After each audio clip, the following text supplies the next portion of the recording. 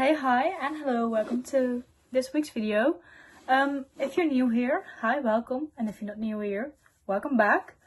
I'm in the biggest fantasy mood ever, so we're gonna be reading fantasy books for the week.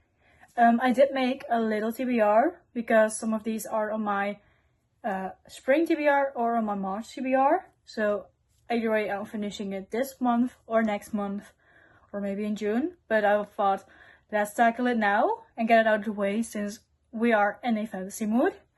So, starting off, we're going to be reading Wild Reference by Rebecca Ross. I think this is more like a prequel to Divine Rivals and Ruthless Vows. I did like those two books, so I'm very excited to read this book, and this is the most stunning edition ever. All I know is this is set a couple of, I think 500 years before Divine Rivals happens. And in this book you follow a goddess who falls in love with a human, I think. So you're gonna see the human crossover, like the human world in the crossover, I think. So that's all I know about this book. I did see reviews of this on YouTube, Goodreads, that the beginning is very slow, and from the 40% mark it's gonna pick up, so I'm excited. I'm actually already 10 pages in, or yeah, like 10 pages in, because I did already start it, because I couldn't wait. And this, like I said, is one of the most stunning editions ever. So we're gonna start off with this one, and then for the other book I have on like my priority TBR is our book club book, which is The Crimson Throne by Sarah Rush and Beth Revis, I want to say. This is more like a historical fiction fantasy, which happens, this book happens in the 1800s, and then there's some kind of fake connection, is what my friend told me in the book club what the book was about. And I only have it on digital, so this is going to be like a digital read, and if I like it I might get the physical copy, but for now it's just this. Like I said, they said it's like a bit like Queen's Gambit. I haven't watched that, but she mentioned it like that. And then if we still have some time left, because I think these two books are pretty thick, I want to read Daughter of No Worlds by Carissa Broadbent. This is her newer series. I do have The Serpent at Night. Oh, so The Serpent with the Wings at Night, and the other one, The Ashes and the Stalker's King. I do have them as paperback back here. I did read The Serpent and the Wings of Night, and I have to pick up the second book.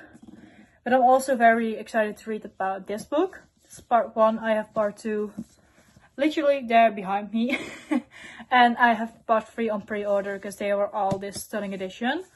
So I'm excited to read this, but I think also this book is like 500 to 600 pages long. Oh, 400. Almost 500. I'm very excited to read this. I don't know what this book is about. Let's see. Yeah, there is some kind of magic in here. I don't know. I think I'm gonna go into this book blind. I want to say I know what it's about by reading the synopsis, but I don't know. I can't make a summary of it, but I do know people have rated this highly, and I'm very excited to read this, because it is like after Wild Reference, my last book on my fantasy spring TBR. So if I finish this book, my TBR for spring will be done with fantasy reads. I still have like 3 romances on there, but if I like this book I want to pick up the second book ASAP, because the third book comes out on March 17th together with Lost Song from L. Kennedy. I got them both on pre-order because I ordered them at the same time to save me some money on the shipping. So very excited. So my plan is to read these before the 17th, which means I have a week to read them. But I think this video will be going live on the 20th of March, so I still have like 1.5 weeks for these books. But like I said, I don't know, I have nothing planned yet. We shall see. And I will keep you updated on what I have an update. I have been reading Wild Reference for like yesterday and this morning. Tell me, well, I think I'm like at 70%. I think it's, so far it's fine. I've been listening this whole morning to the book, because it is on Spotify. I don't know if Divine Rivals and Ruthless Vow is on Spotify, but this one is if you have premium, and I'm enjoying it. I've been doing my errands and I've been listening, and I just checked and I listened to like 30 pages for the last hour or so. So as always, you think I've been reading or listening so much, and then it's 30 pages. So I'm going to continue reading it. So far it's fine. I see why everyone is saying it takes a little while to pick up. I think around 50% I really got into the story and into the whole vibe of the book. It is a long build up, and I don't know how I feel about it, because even now there's stuff happening, but it goes like this, like up and down a lot. Sometimes it's really slow and then super fast, and then slow and then fast. Like, it's not a steady pace in the book, and that's really taking me out. Like I said, I've been listening to it, but I'm trying to finish this today and start the new book that I want to read, which is our book club book for the month. But first I'm gonna read this, and I think I'm now around a 3 or 4 star, because when the story is getting slightly faster and the pace is better, it is enjoyable, but it's just like going up and down too much in my opinion. So I will update you when I am finished with the book. I think that will be in like a couple of hours. I have finished Well Reference by Rebecca Ross. I'm disappointed, I think, because I had this expectation of this book and it didn't meet said expectation. With that being said, I am happy I finished it, but like I think I mentioned in my other update, the plot was either pretty fast paced or pretty slow. There was no in the middle ground for me, which made my reading experience a little bit less than what I wanted it to be. So I ended up rating it 3.5 stars. I really hoped to rate it higher, because I remember loving Divine Rivals and Ruthless Vows, and I was hoping for this to be better. I will say it was initially a 3 stars until the epilogue, and then it was hinted towards Divine Rivals and Ruthless Vows.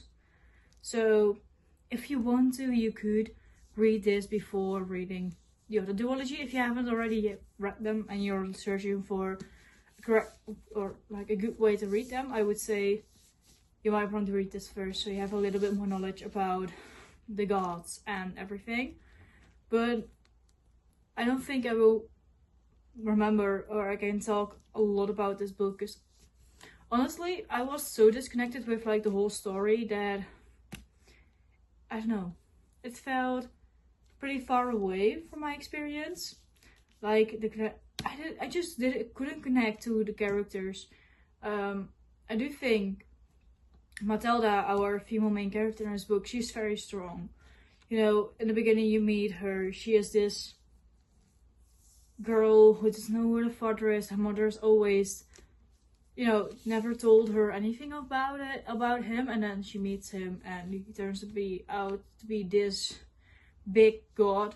And I don't know, there are stuff that happens in the book that I was listening to and I was like, oh, okay, that's big. And then the next page it will be like, oh, so that was all unnecessary, mainly. It just went up and down, and for me personally it went up and down a bit too much. But I will say, if you haven't read the duology book yet and you want to get into this, get into it, see what you like, and if not, just you could skip the book. Yeah, so I'm happy I finally read it.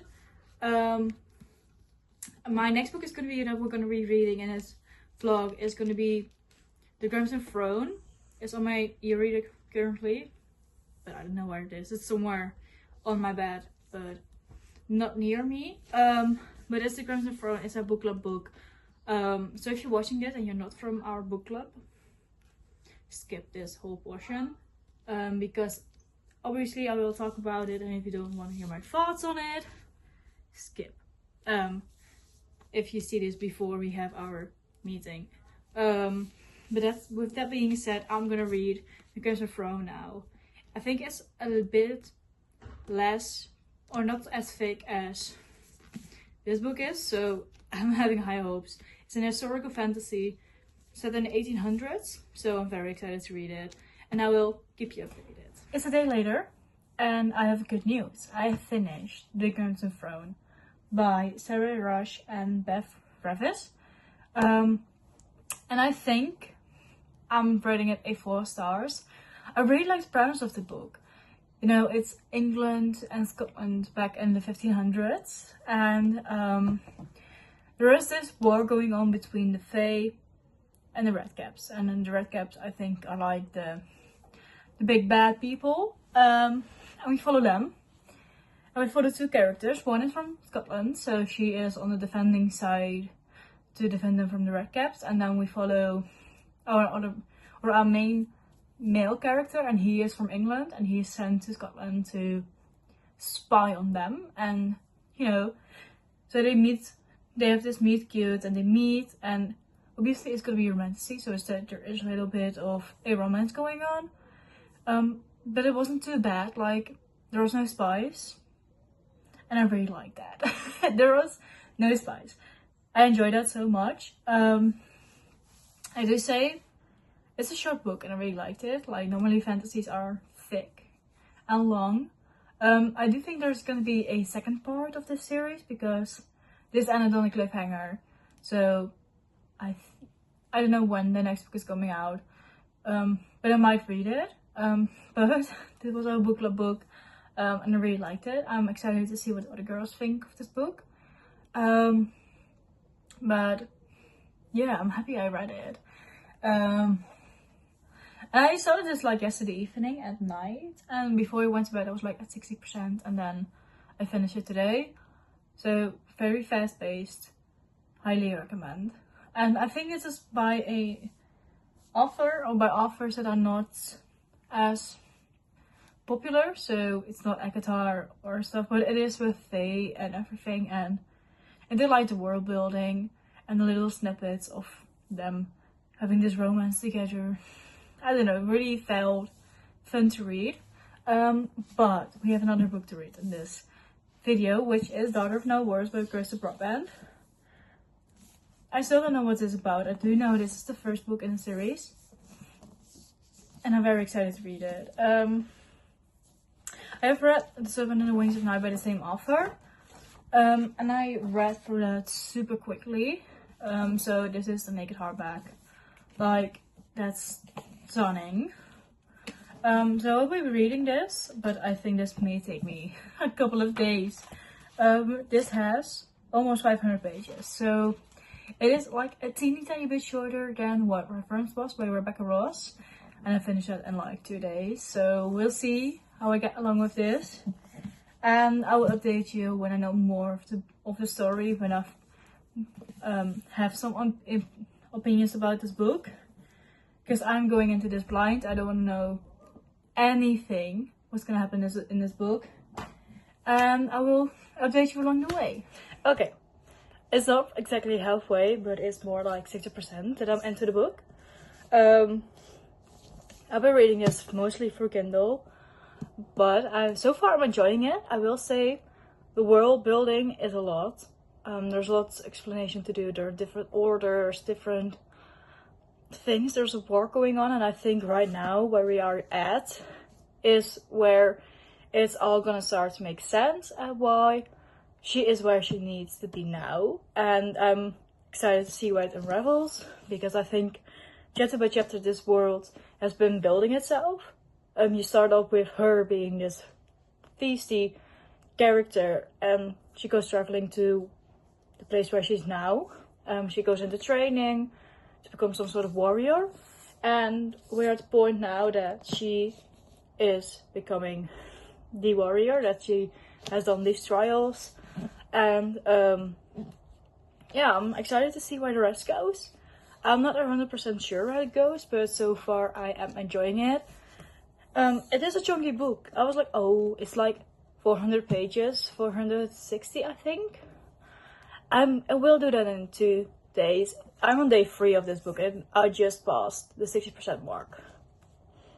That's why I'm saying it's a hard read, but it's not something like, it's not hard for me because I'm enjoying it. It's hard like to understand, and I think it will all make sense, but I'm reading it little by little, and so far I'm enjoying it. I am hoping to finish it today because I have nothing to do today and it's still early in the morning. I did everything what I needed to do, so I can read all day right now, and I'm gonna enjoy this book. So I will see you when I finished it. So it's later in the day and I have finished Daughter of No Worlds.